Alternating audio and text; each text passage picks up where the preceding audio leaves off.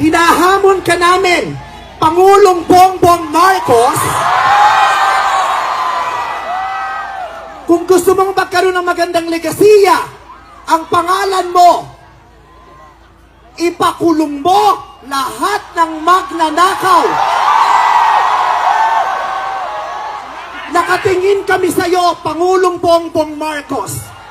At inaasahan ka namin, hindi dahil sa idol ka namin, kundi dahil sineswelduhan ka namin at inaasahan namin na tutuparin mo ang inuutos namin mga employer mo.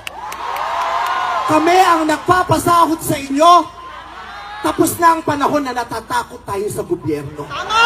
Takutin natin ang gobyerno dahil ang kapangyarihan nasa sa atin, wala sa kanila. Nakatingin kami sa inyo. Ipakulong.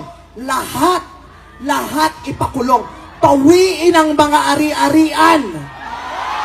Bawiin ang mga ari-arian. Pati atay, i-donate. Ibigay ang atay. Pati mata, i-donate. Walang ititira kasi nga, hindi tayo pwedeng maawat.